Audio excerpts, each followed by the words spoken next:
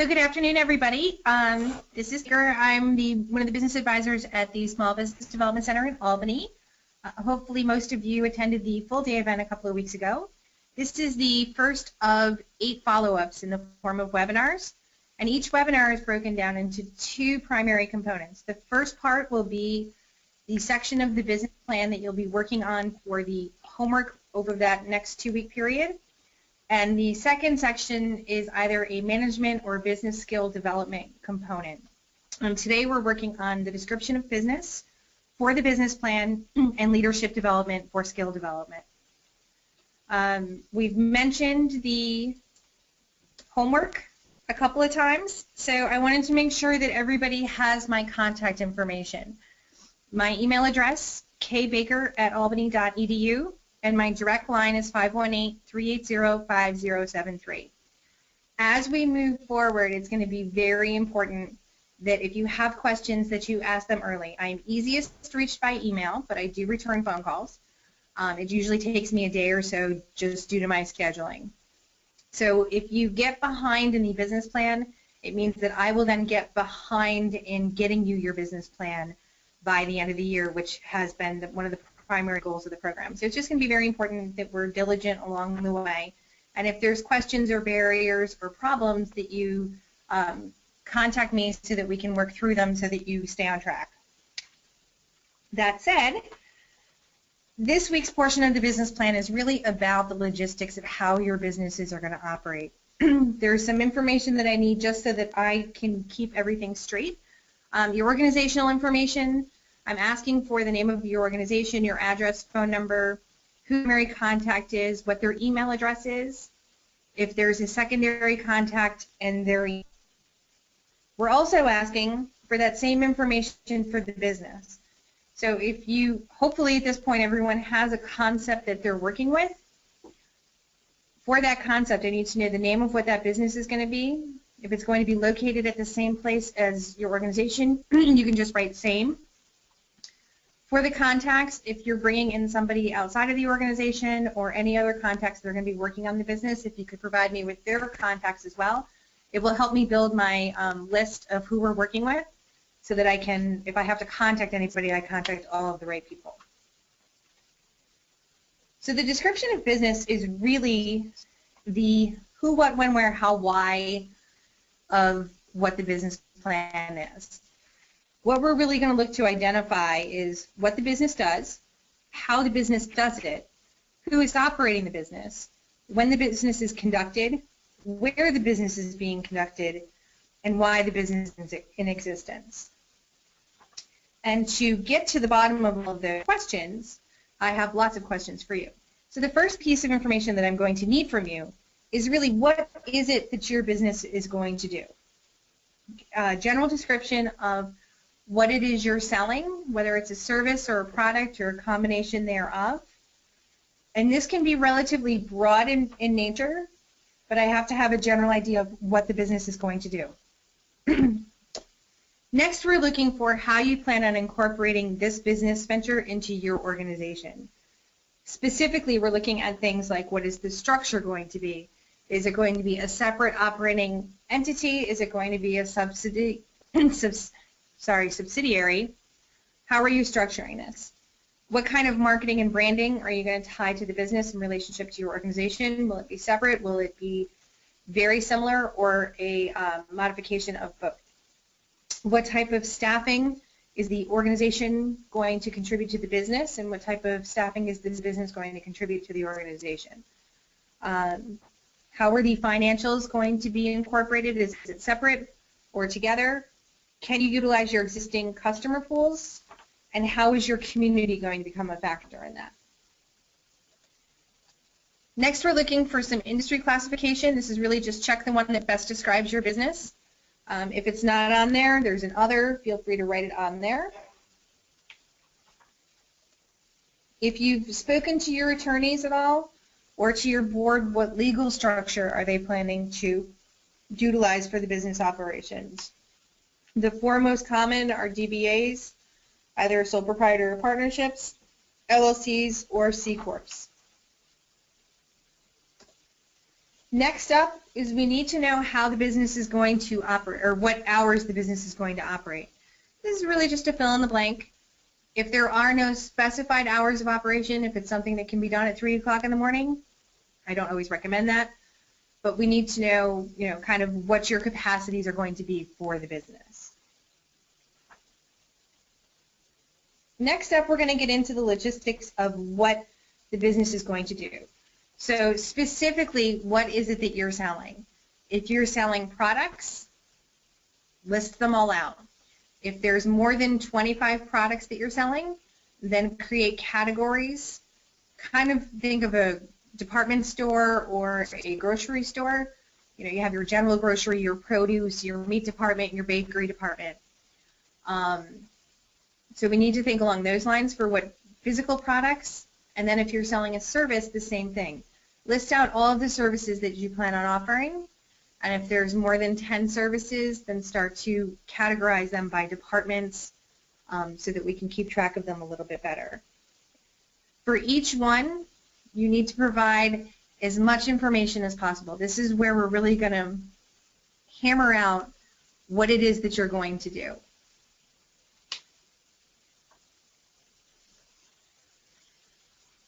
Next up, how you plan on sourcing those products or services. So if you're doing manufacturing, where are your raw materials coming from?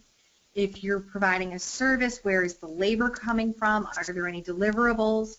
And you need to do that for each product line that you have or for each product department, and the same thing on the service side of things, for each service line or for each service department.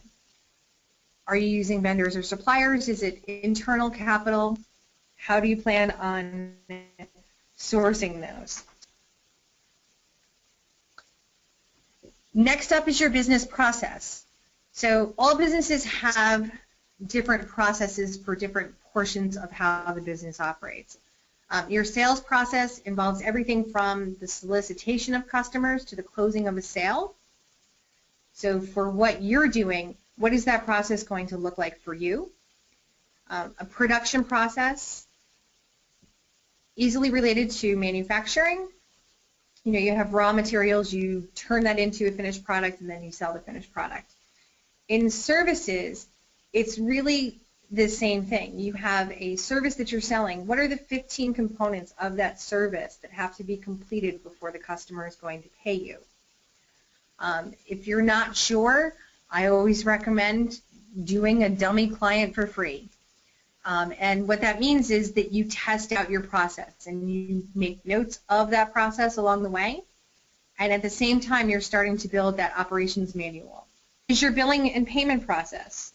Are you going to be accepting payment at the time of sale? So is it cash? Is it credit card? If it's credit cards, if you don't process them now, how do you plan on doing so?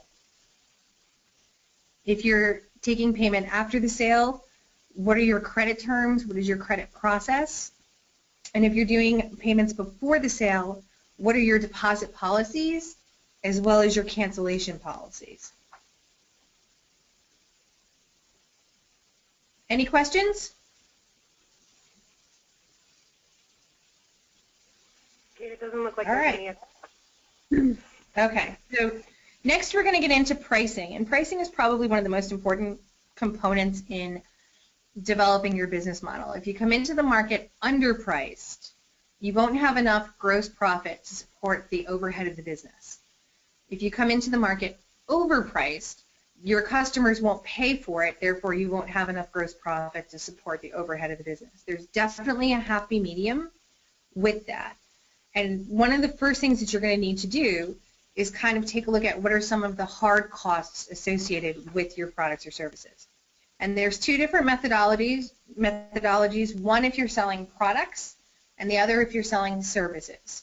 So we start with products, and then for each product line or category that you have identified earlier in the homework, you need to do this exercise. What we're looking for is what is your price of that product that you're selling, either raw materials, finished product. What is your hard cost? Are you utilizing what is your markup percentage? Are you doubling the cost? So you buy it for $1, you sell it for $2? That would be 100% markup. Then you multiply that out to get your retail price. If you're doing both retail sales and wholesale sales, you need to do the same exercise twice. The difference between retail and wholesale is that you're selling to the end consumer, typically in a storefront or online platform. Wholesale sales is when you're selling in larger quantities to other retailers that are then going to resell your product, and or to other businesses that are going to use your product in large quantities and therefore are getting a wholesale discount. When you're buying your products or raw materials, are there any minimum purchase quantities? And are there any delays in the time that it takes to place the order to actually receive it?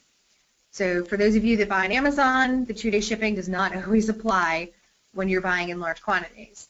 When you're dealing with vendors and suppliers, depending on what you're buying, the delay can be up to 90 days, depending on how long it takes them to actually make it and what their pipeline of orders looks like. So we ask you to factor that in. For services, we take a look at what the labor rate to produce the service is.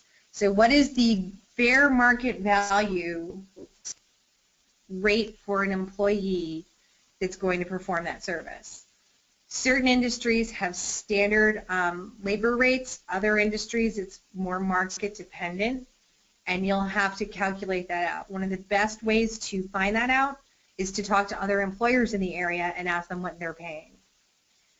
Hopefully you'll have an idea of how many hours it's going to take to complete the service, and you'll need to include that as well. If there's any consumable supplies in performing the service, and that can be anything from toner to if you're providing a dog grooming service, the shampoos, that type of thing. Any deliverable supplies. So when the service is completed, what is given to the client at the end of the exchange? Sometimes it would be nothing. Other times it's hard, tangible items that have an expense.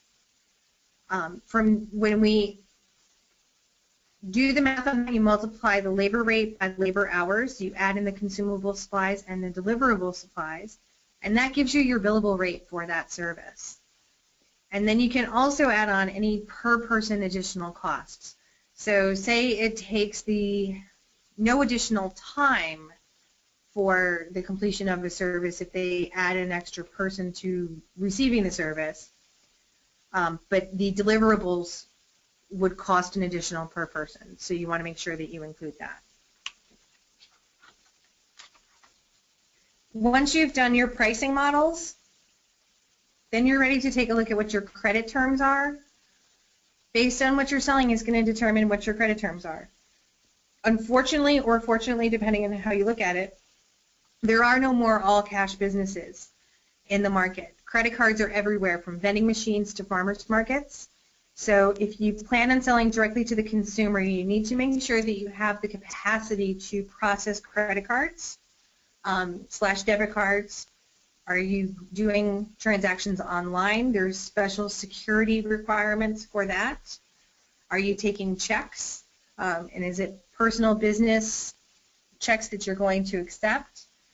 And then what type of a business accounts do you plan on having where you'll allow a customer to make a purchase and then bill them with terms coming later?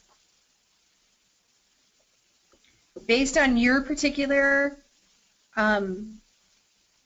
payment acceptance, we then need to associate an approximate percentage of customers that are going to pay at the time of sale within 30 days of sale, 31 to 60, 61 to 90, and 90 days plus.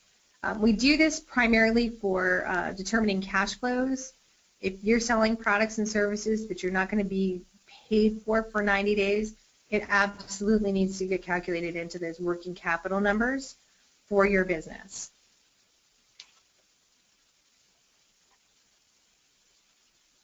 Last up, oh, sorry, not last up, second to last, is the operational supplies. So what type of supplies are you going to need to operate the business beyond your production? You know, do you have an office environment where you're going to need paper? Is it going to be a pet environment where you need dog treats? Is it a manufacturing environment where you're going to need something else? What are some of those operational supplies? So we ask you to take a look at production We ask you to take a look at safety, your sales process, and then your office environment.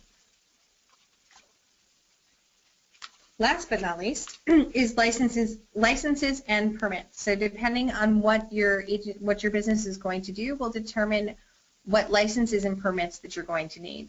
So in New York State, we typically don't see licensed businesses per se.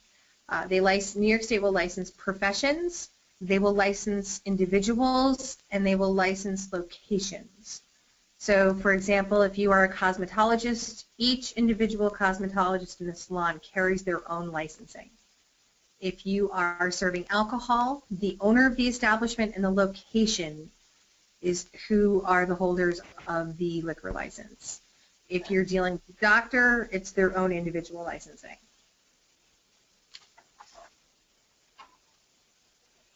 Any questions on the homework?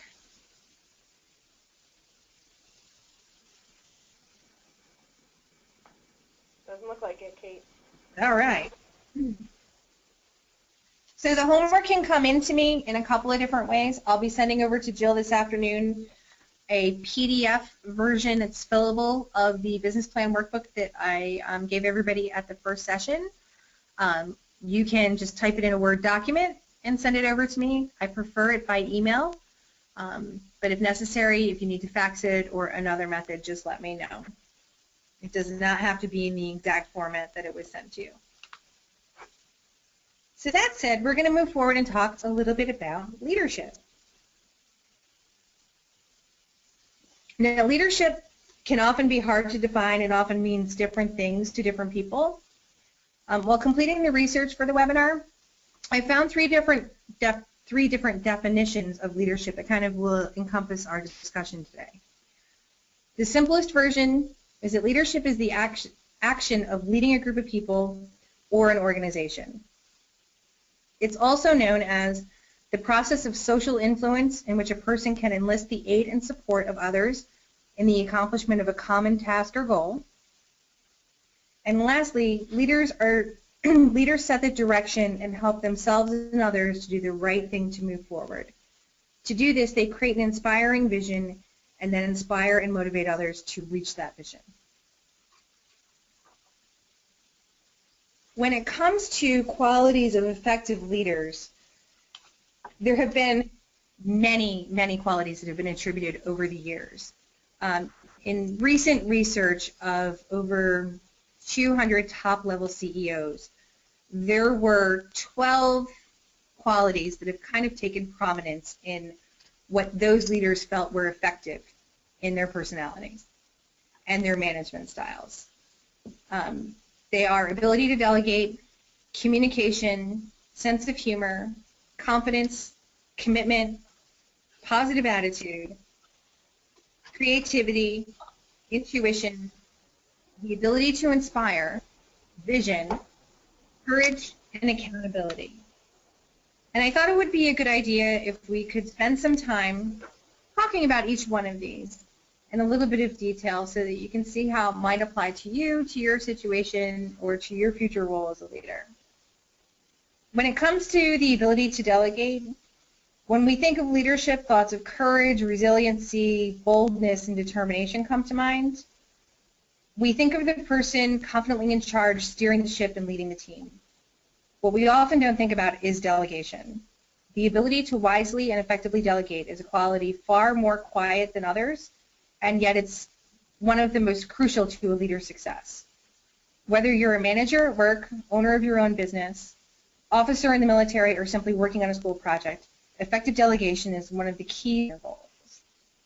A person who insists on maintaining control and authority tends to be insecure and actually fails to even meet the definitions of a leader.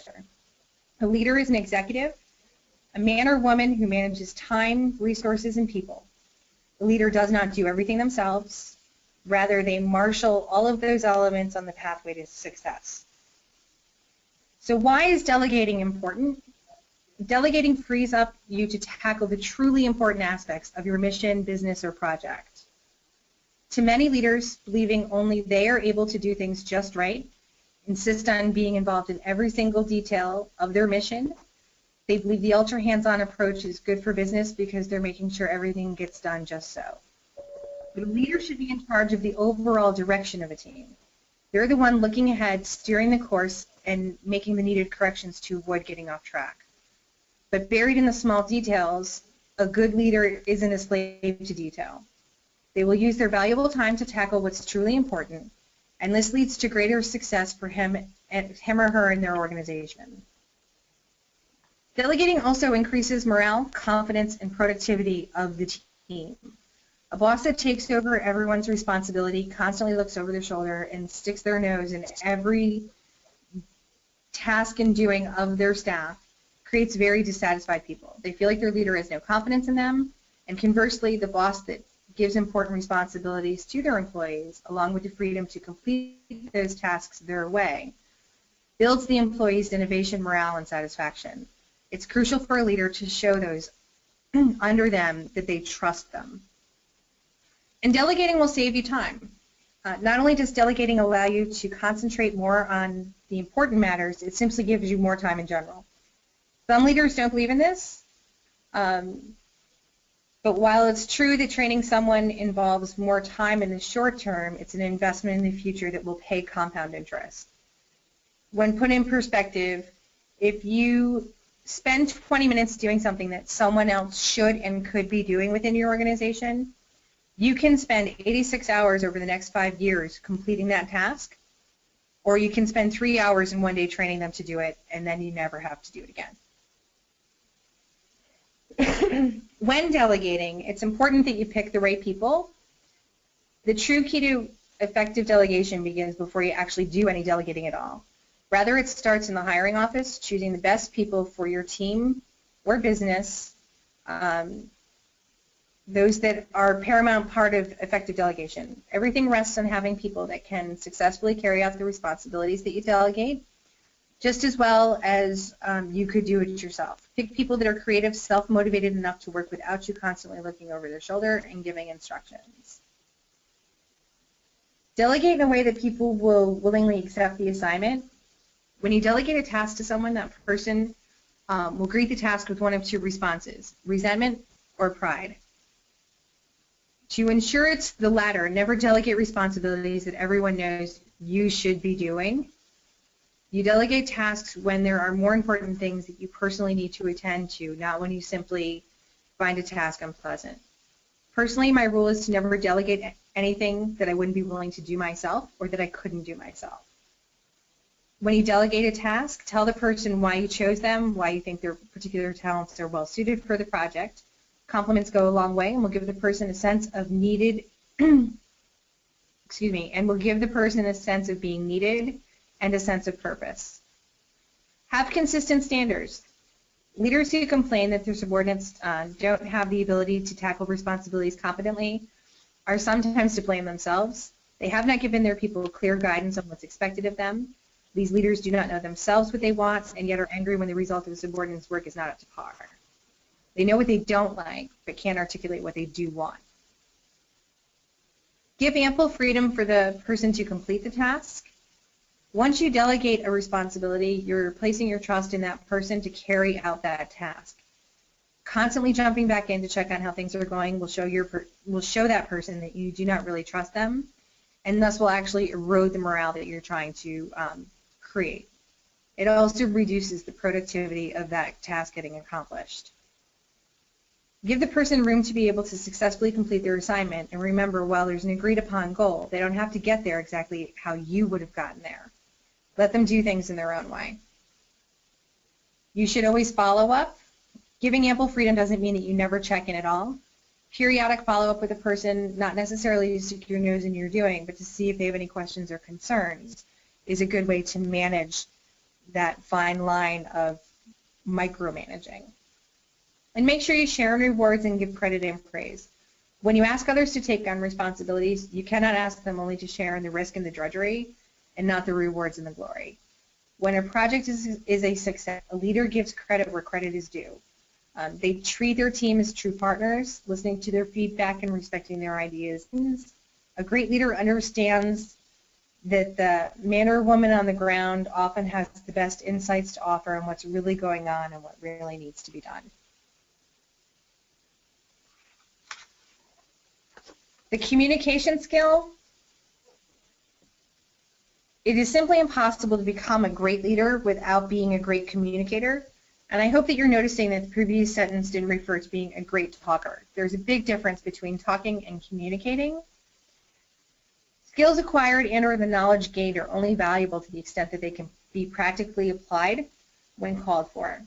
The number one thing great communicators have in common is they possess a heightened sense of situational contextual awareness.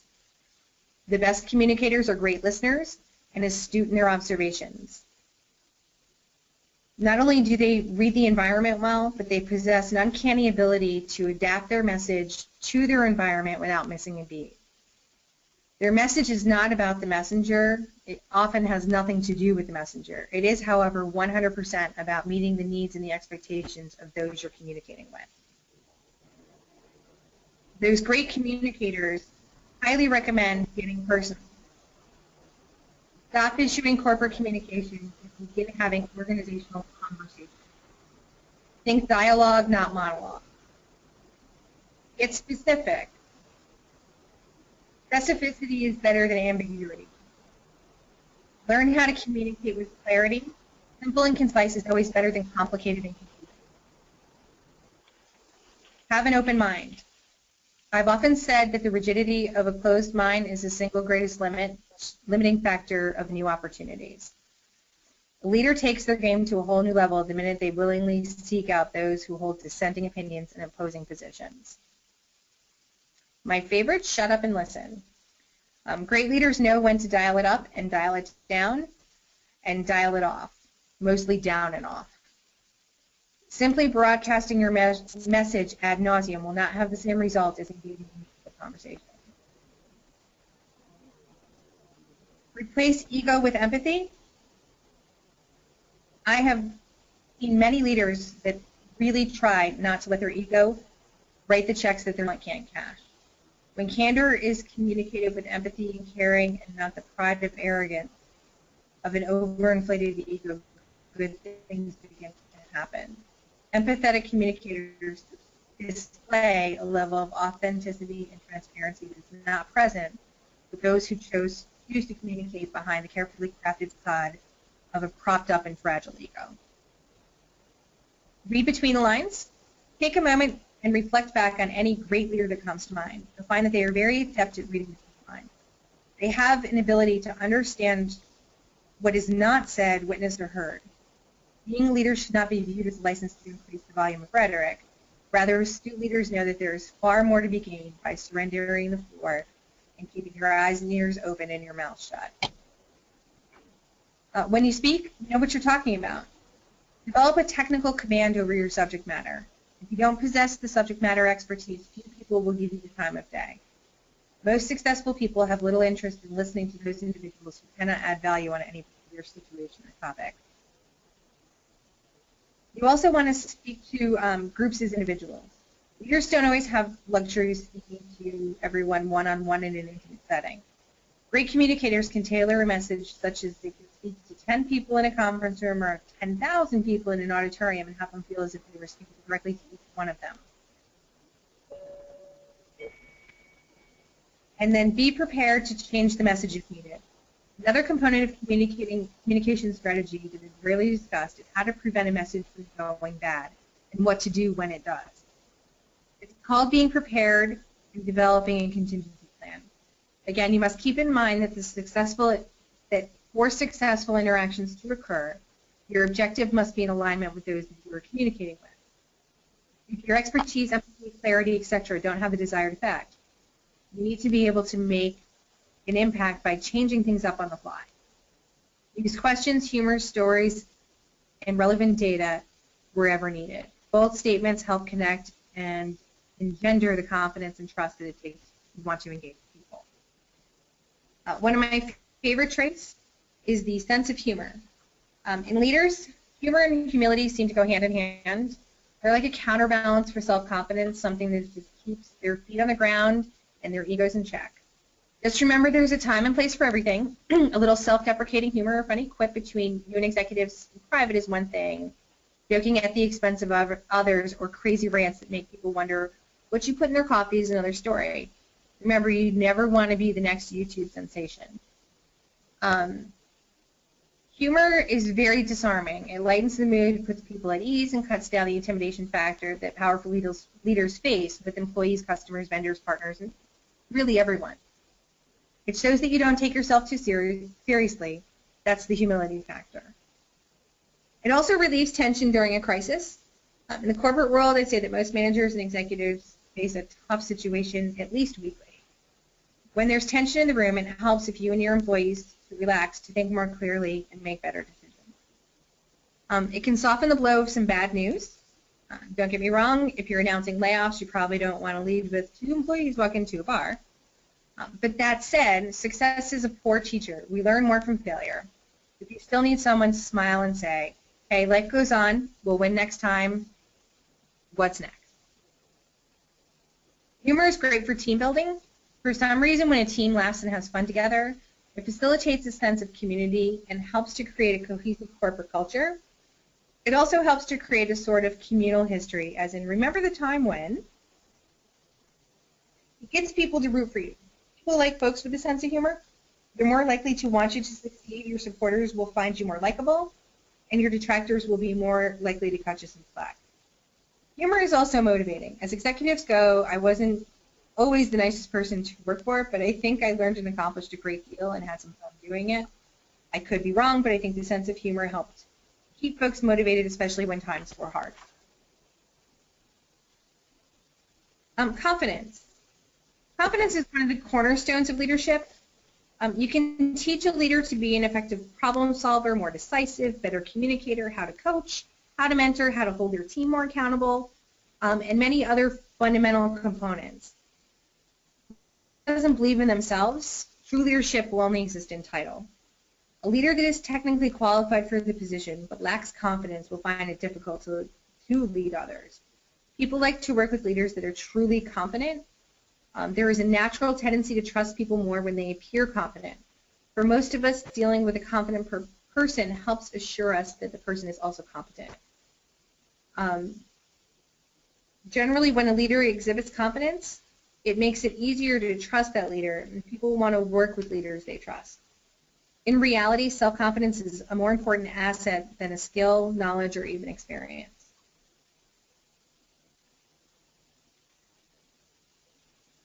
When you decide to become a leader, you're actually making commitments. And in your leadership role, you need to know what commitments you're making to take on. How you answer your commitment to that leadership role is going to determine how effective you really are. Leadership is 100% a decision. You have to really define who you are as a leader, not just as an individual contributor to an organization. And as a leader, are you prepared to lead the way to whatever you believe is right? One telltale sign as to whether or not you're ready for this is accountability. When things go wrong, do you blame external forces or others in your organization, or are you willing to stand up and take the blame yourself?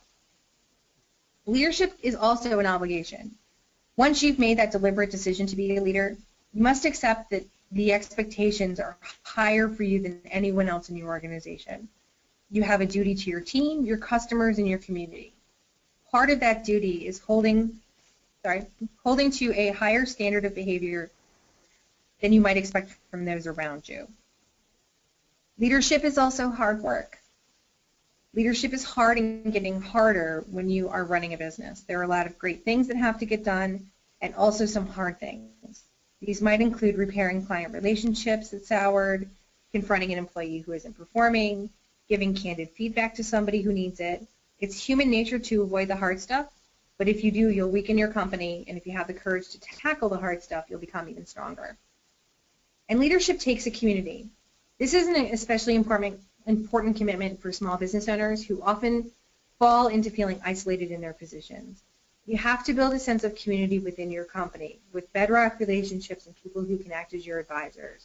And then you must nurture other leaders within your organization and hold them to the same commitments. Positive attitudes is a hidden ingredient in a company's culture, and it's really impossible to measure. However, positive attitude and culture make it very, very difficult for others in your industry to compete. Some may even say that attitude is everything. It may not be everything, but a positive attitude will have a positive impact on productivity, quality, service, innovation, emotional bond customers feel within your organization.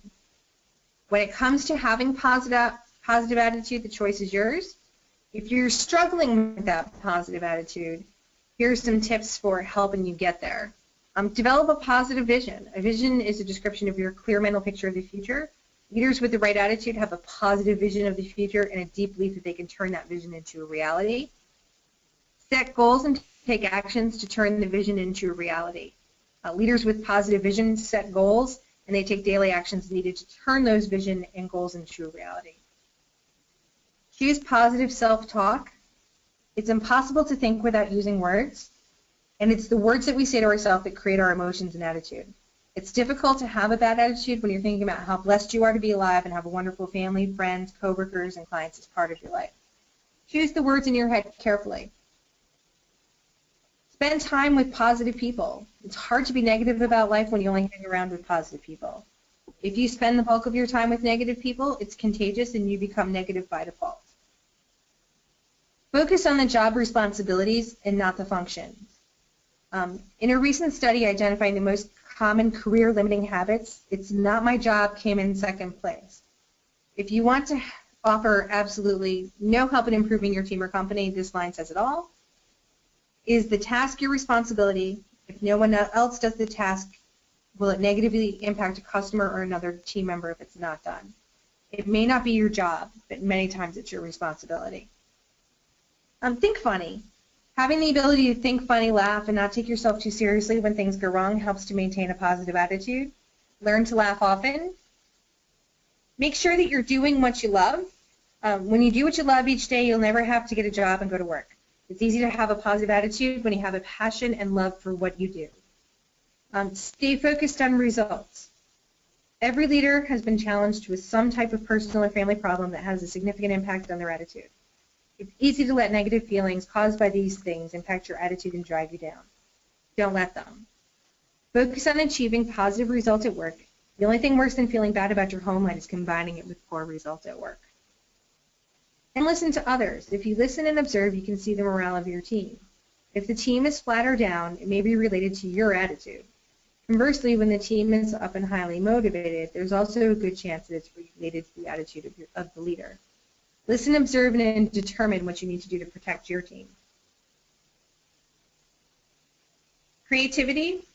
So 2 years ago, IBM's 2010 Global CEO Study came out, which surveyed more than 1,500 chief CEOs from 60 countries and 33 industries worldwide. They all concluded that creativity is now the most important leadership quality for success in business, outweighing competencies such as integrity and global thinking. The CEOs told IBM that today's business environment is volatile, uncertain, and increasingly complex. Because of this, the ability to create something that's both novel and appropriate is top of mind. And what they've come up with is 4 creative thinking preference types. They are the creator, the ideator, developer, and implementer. The creator is the person that brings something into existence. Sorry about that. The ideator is the person who creates productive ideas. They're the conceptualist, a solutions person, a problem solver. The developer takes the concept and develops it into something tangible, and the implementer is the person that takes the concept and turns it into an action. Each way of thinking is fundamental to the creative process, and organizations need to have people that represent all 4 of those creative thinking preferences. Intuition. One of the many reasons top leaders are able to make tough decisions is because they have learned the trust of their intuitive instincts. Bill Gates often says, often you have to rely on intuition. The facts are great and we need them, but sometimes it boils down to what we feel in our gut.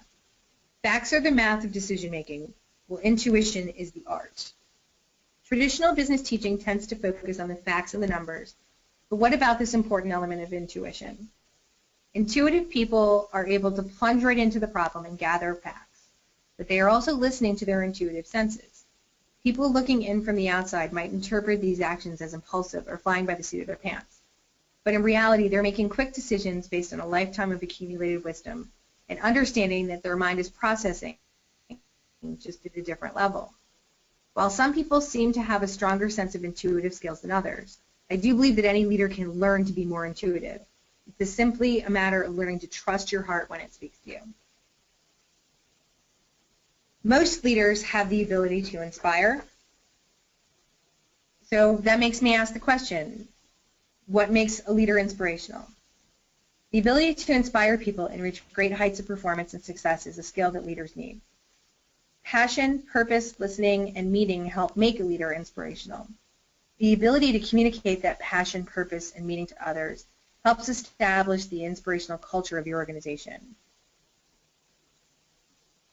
The inspirational leader feels passionately about the vision and mission of the organization. He or she is also able to share that passion in a way that enables others to feel passionate too.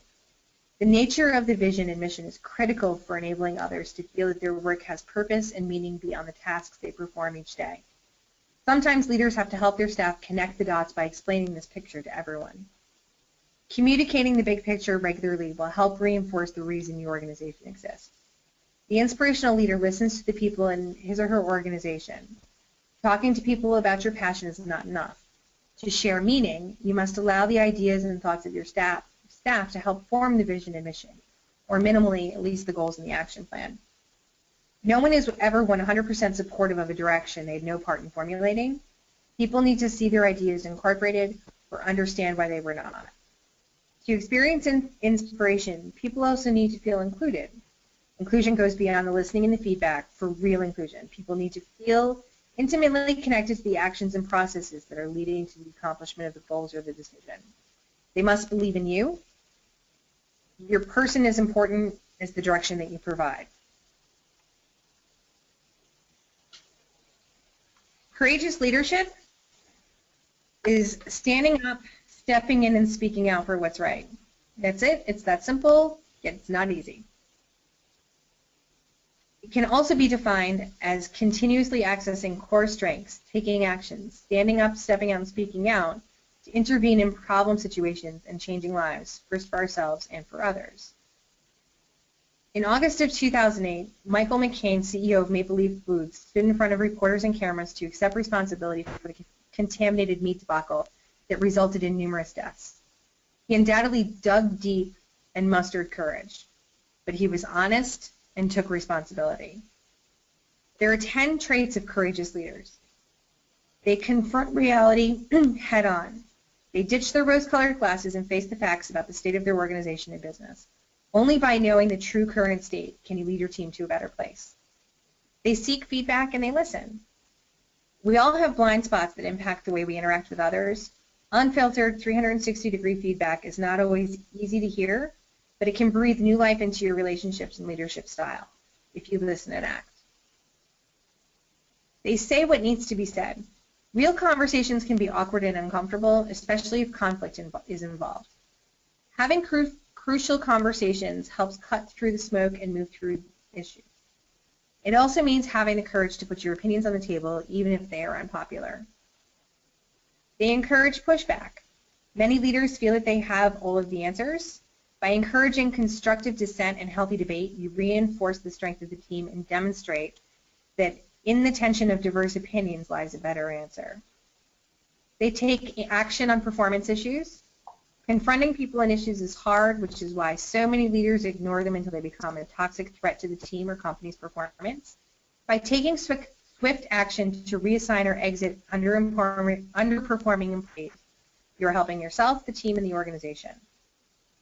Courageous leaders communicate openly and frequently, keeping the lines of communication open even when they don't know all the answers. Courageous leaders refuse to hide behind jargon or wiggle words. They use straight talk and are not afraid to say, I don't know.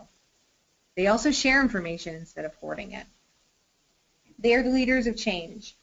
In fear-based environments, it's all about protecting the status quo, envisioning a better way, a better solution, a better product, a better approach, and determination with an open mind, knowing that it will be messy and that a mid-course correction may be necessary.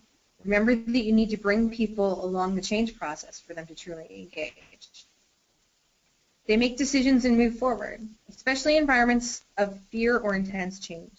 It feels unsafe to commit to a decision and move ahead. Avoid the crutch of analysis paralysis and make a decision. Forward movement is always better than being stuck in one place. They give credit to others. They let go of the need for praise and instead give credit to those around them. At first it feels scary. Will I be rendered irrelevant if my people are doing all the good stuff? But remember, a good leader takes more than their fair share of the blame and less than their fair share of the credit. And they hold people, including themselves, accountable. They expect people to perform and deliver on their commitments, have courage and call them out when they don't follow through. Remember that accountability begins with you, the leader, holding yourself responsible for modeling the behaviors that you expect of others. And speaking of accountability, first and foremost, it means that you accept responsibility for the outcomes expected of you, both good and bad. You don't blame others. You don't blame the external environment. There are always things that could have done or still be done to change the outcome. Effective leaders never make excuses. They take the blame when things go wrong and direct the praise to those who did the work when things go right. When something goes wrong, leaders take corrective action by attacking the root of the problem, not just the symptom. However, leaders know the difference between accountability and blame. Things can go wrong even if everything is done right, and that in no case, no one is blamed for what happened.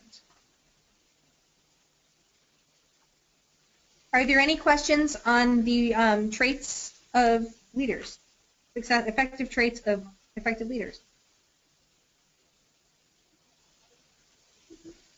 Alrighty.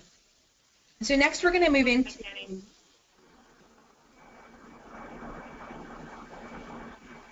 No questions, Kate. Okay, sorry. Next we're going to move into the different types of leadership styles. There's been a lot of research on this. They have been called many different things, but they tend to hit one of these following categories with varying titles. There's visionary leaders, and this style is most appropriate when an organization needs a new direction. Its goal is to move people towards a new set of shared dreams. Visionary leaders articulate where a group is going, but not how it will get there, setting people free to innovate, experiment, and take calculated risks. The coaching style, this is a one-on-one style, focuses on developing individuals, showing them how to improve their performance, and helping them connect their goals to the goals of the organization. Coaching works best with employees who show initiative and want more professional development. It can backfire if it's perceived as micromanaging and undermines an individual's self-confidence. There's affiliative, and that style emphasizes the importance of teamwork and creates harmony in a group by connecting people to each other. This approach is particularly valuable when trying to heighten team harmony, increase morale, improve communication, and repair broken trust in an organization. But many times people are warned against using it as the sole style, as its emphasis on a group praise can allow poor performance to go uncorrected. Employees may perceive that mediocrity is tolerated. The democratic style draws on people's knowledge and skills and creates a group commitment to the resulting goals. It works best when the direction the organization should take is unclear and the leader needs to have the collective wisdom of the group. This consensus-building approach can be disastrous in times of crisis when urgent events demand quick decisions. The pace-setting style, the leader sets a high standard of performance. He or she is obsessive about doing things better and faster and asks the same of everyone around them. The style should be used sparingly because it can undercut morale and make people feel that they are failing. More often than not, pace-setting poisons the climate of a business culture. The commanding, also most frequently known as authoritarian, is a classic model of military-style leadership. It's probably the most often used but the least effective. It rarely involves praise and frequently employs criticism. It undercuts morale and job satisfaction. When an urgent turnaround is needed, even the modern military has come to recognize the limited effectiveness of this particular style.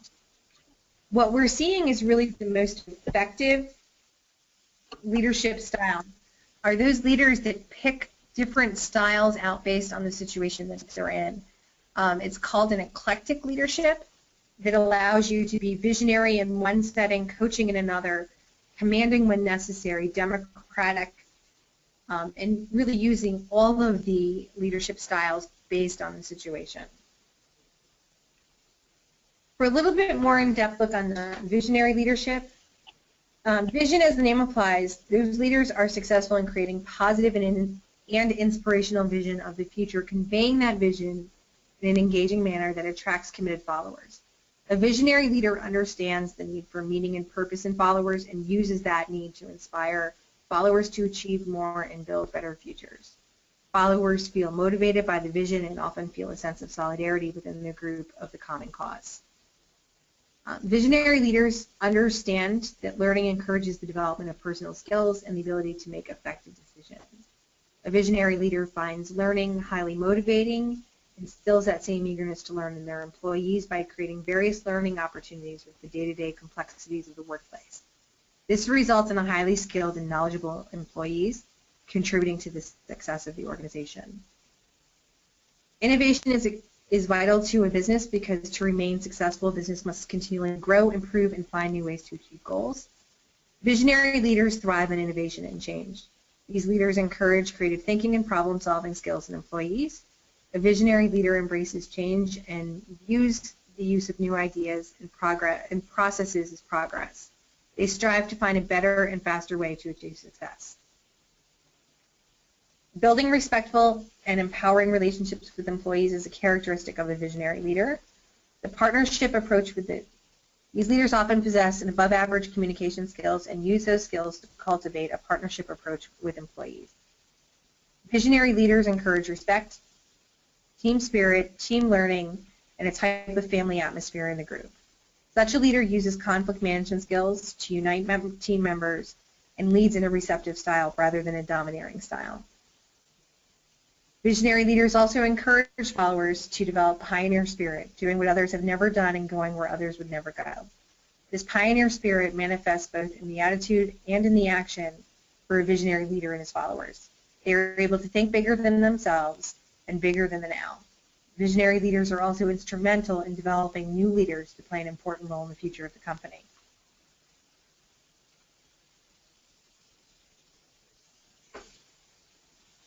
Coaching leadership has a profound leadership mindset, but you have to believe in it first.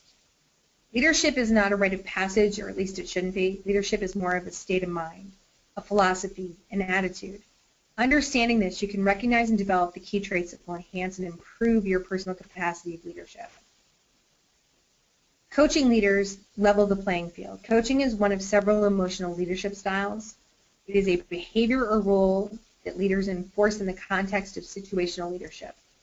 As a leadership style, coaching is used when the members of a group or a team are competent and motivated, but do not have an idea of the long-term goals of the organization. This also involves two levels of coaching, team and individual. Team coaching makes members work together. In a group of individuals, not everyone may have nor share the same level of competence and commitment to a goal. A group may be mixed of highly competent and moderately competent members with varying levels of commitment. These differences can cause friction among members. The coaching leader helps the members level their expectations. Also, the coaching leader manages differing perspectives so that the common goal succeeds over personal goals and interests. In a big organization, leaders need to align the staff's personal interests and goals with that of the organization so that the long-term direction and strategy can be pursued.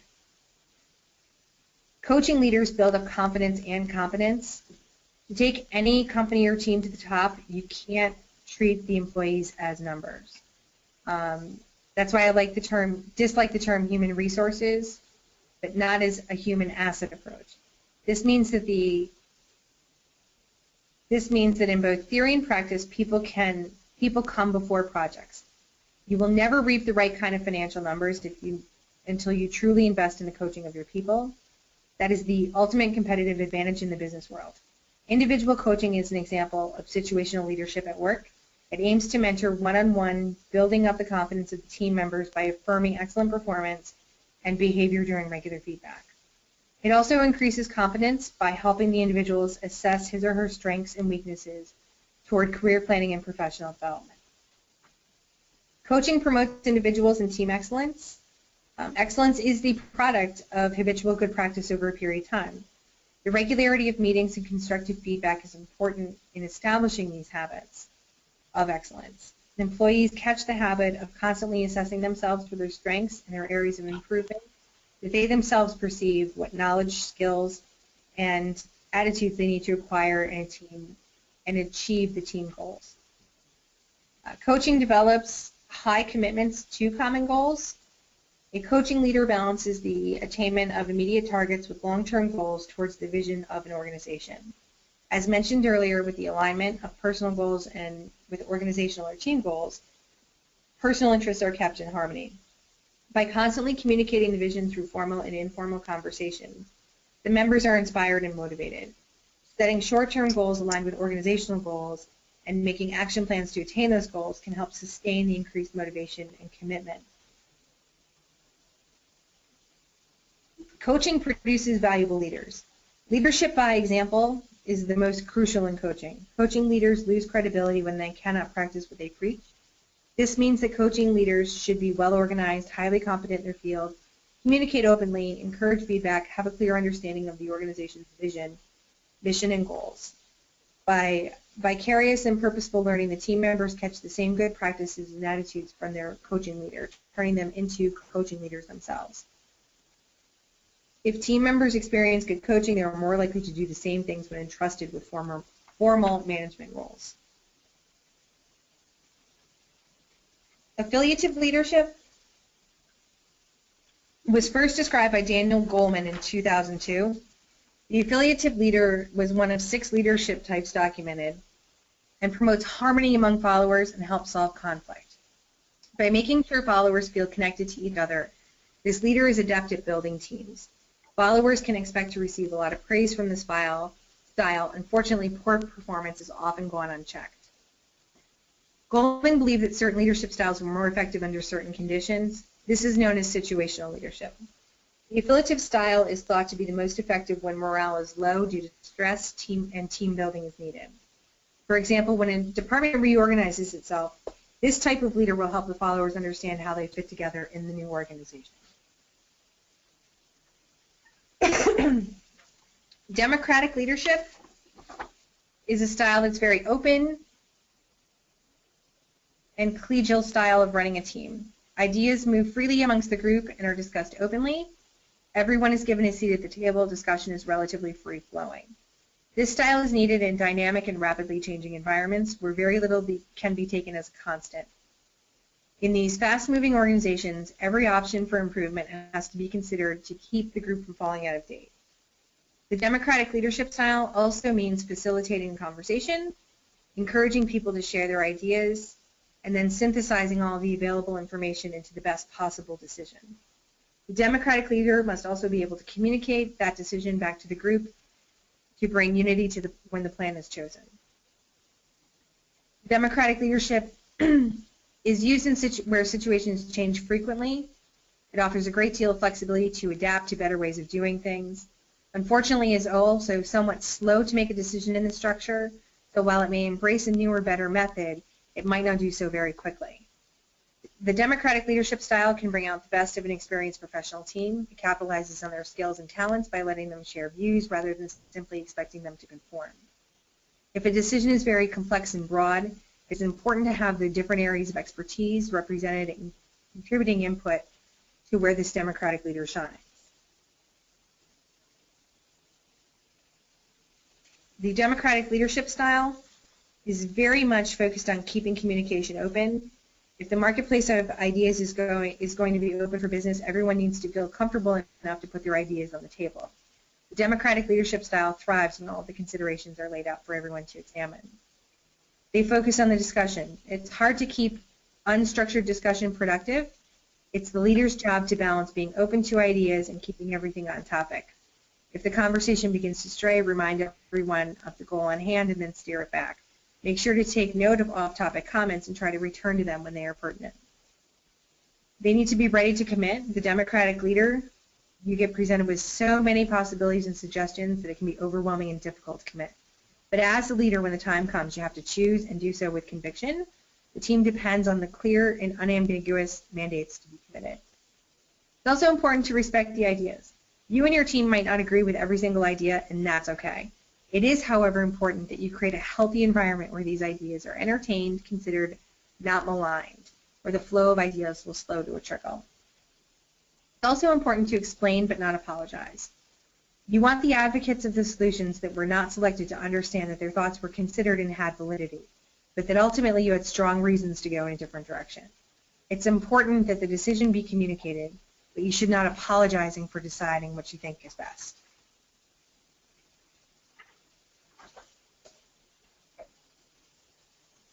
The phrase that best describes the operating model of the pace-setting leader is do as I do and do it now.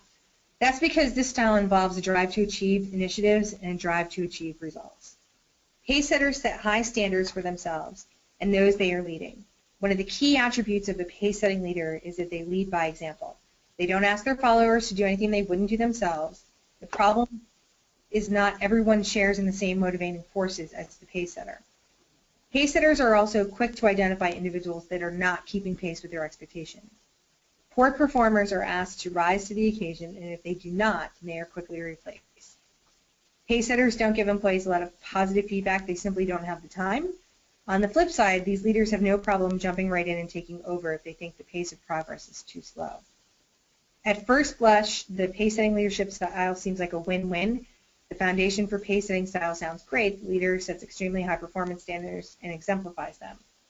But they tend to be obsessive about doing things better and faster. They're never satisfied with the status quo, and they ask the same of everyone around them. They have a tendency to be intolerant of poor performance and demanding more from them. And if improvements are not forthcoming, they are often quickly to terminate them. So who wouldn't want to constantly improving performance in a highly skilled team? Sadly, the pace setter more often than not, destroys the team climate, and the individuals rarely rise to the occasion. Employees often feel overwhelmed by the pace setter's demands and excellence, and morale drops. The pace setter style has a tendency to work best in critical situations where things need to happen quickly. Decisions need to be made, and the whole team needs to move forward. It just is not sustainable for an extended period of time. The commanding or authoritarian leadership. The characteristics of an authoritarian leader are little or no input from their group members. The leaders make all the decisions. Group leaders dictate all the work methods and processes, and group members are rarely trusted with decisions or important tasks. Autocratic leadership can be beneficial in some instances, such as when decisions need to be made quickly without consulting a large group of people. Some projects require strong leadership in order to get things accomplished quickly and effectively. If you've ever worked with a group of students or coworkers on a project that got derailed by an organization, a lack of leadership and ability to set deadlines. If so, chances are that your performance suffered as a result. In such situations, a strong leader who utilizes that autocratic style can take charge of the group, assign tasks to different people, and establish solid deadlines for projects to be finished. While autocratic leadership can be beneficial at times, there are also many instances where this leadership style can be problematic. People who abuse autocratic leadership style are often viewed as bossy, controlling, or as dictators, which can lead to the resentment among group members. Because autocratic leaders make decisions without consulting the group, people in the group may dislike that they are unable to contribute ideas. Researchers have also found that autocratic leadership often results in the lack of creative solutions to problems, which can ultimately hurt the performance of the group. So those are the common leadership styles. And I'd like to kind of finish our session, or the last portion of it, in talking about some tips on how to be a better leader. Good leaders all have one thing in common. They know how to seek advice. It's a bit like parenting. No one who raises a child for the first time understands the job perfectly. You have to keep learning and growing, and the experts know the drill. All of these tips are coming from actual leaders that are successful in their industry, their market, or the global economy. So lead by example. Leaders need to show, not just tell. If you want your employees to be punctual, make sure you're there on time. or even early. If professionalism a priority, make sure you're dressed for success and treat everyone you interact with, both in person and online, with courtesy. Set the tone and your employees will follow it. A little humility goes a long way. There's a big difference between a leader and a boss. While both are in charge, a leader shares the spotlight and is comfortable crediting others. While it might seem counterintuitive, being humble takes more confidence than basking in glory. Your employees will appreciate it, and your clients will too. Communicate effectively. Effective communication is imperative both in the office and in life. Great leaders make sure they are heard, understood, but they also know the importance of listening. Communication is a two-way street, and making the most of it will have your company zooming forward instead of pumping the brakes. Make sure that you keep meetings productive. As the saying goes, time is money. So of course you should want to limit tangents and other time wasters during meetings. If you trust your team to do their job, there should be no need for micromanaging, and meetings can run swiftly. Know your limits. Even the kindest, most caring leader has limits. Set your boundaries and stick to them. Knowing what you will not tolerate can save everyone in the office a lot of frustration, and keeping boundaries clear means there's no confusion. Find a mentor. No man or woman is an island, as they say. The best leaders out there know that when they need help, and they know where to turn in order to get it. Nobody can know everything, so finding someone you trust for advice when things get tough can make all the difference. Be emotionally aware. While many people advise keeping emotions separate from matters of business, business is ultimately about relationships between people. To make these relationships last, you need to be emotionally intelligent, to be sensitive to different points of view and different backgrounds. When using your head to do what's best for your company, don't forget to have a heart. Watch out for and avoid the common pitfalls of leadership. Everyone makes mistakes, but some of them are avoidable. Being aware of common mistakes while not focusing on them to the point that they become self-fulfilling prophecies can be the first step towards not repeating them. Learn from the past. To once again quote an adage, those who don't learn from the past are doomed to repeat it. History, recent and otherwise, is filled with examples of successful business models and spectacular business failures. Think about what the people you admire do well and consider what went wrong for those who ended their careers mired in scandal or disgrace. Lessons can be found everywhere. Never stop improving. Great leaders, indeed great people, are constantly learning and always trying to improve themselves. There's always something that you can work on or a new skill to master. Be sure to keep your mind open to new ideas and possibilities. Listen first, talk second. This is something that comes naturally to introverts, and it's an often underutilized skill in the business world. One key to being viewed as a respected leader is to actively listen to your friends, clients, followers, and then provide guidance and answers. Step up during times of crisis. Crisis, both at home and work, are part of life. It's how you respond to these moments of adversity that matter. So step up and be the voice of reason when bad stuff happens. Where others might see a crisis, leaders see an opportunity. Get out of your comfort zone. So as a leader, you're likely more comfortable working alone than with people, believe it or not. You might not like to speak in front of groups, but the reality is there are things that great leaders need to do sometimes. So force yourself to participate in small talk once in a while, even if you think it's useless. Take a public speaking class, volunteer to lead the new project at work. Force yourself to step into some of those leadership roles. And then get into your comfort zone. Leaders spend a lot of time in their own heads, and they need this time. It's how they recharge, reflect, and come up with great ideas. So set time aside every single day, even if it's just 15 minutes. Find somewhere quiet to sit and just breathe. Let the thoughts flow through your head like clouds, and when you're done, jot down any new ideas that came to mind, which leads to writing it down. Putting your ideas on paper before you speak about them is a key component to successful leaders. And here's a tip to making those key components stick, whether it's during a business meeting or after speaking at a conference. Leave them with something. Create a simple 1- or 2-page document summing up your salient points, answering anticipated questions and objections, and offering answers to any additional questions. You'll probably notice a trend with most of these leadership tips. Most of them come naturally, so utilize your strengths, acknowledge and accept and improve upon your weaknesses. And according to Gandhi, in a gentle way, you can shake the world. Show leadership in tangible ways. You can't just be sympathetic and try to be liked every time someone comes to you with a problem or concern. But you need to be able to understand the problems as well as that person's point of view. You just can't dismiss them out of hand. And if you're able to see things from their point of view and be truly empathetic, you'll be able to frame your response in a way that will prove that you've heard them and also answer their specific concerns. They might not always be happy, but it will lead to more acceptance if you have to tell them something they're not eager to hear. Learn how to lead the younger generation. The leaders of the younger generations are from the most social generation in history. They are in constant contact with peers and family through iMessages, social media sites, cell phones, texting. But they are also highly isolated because much of their relational contact is through technology. This has led to poor people skills, low emotional intelligence, and the inability to handle interpersonal challenges. Leaders should work to build relationships one-on-one. A helpful way to do so, join industry peer communities to take advantage of meeting and networking in person.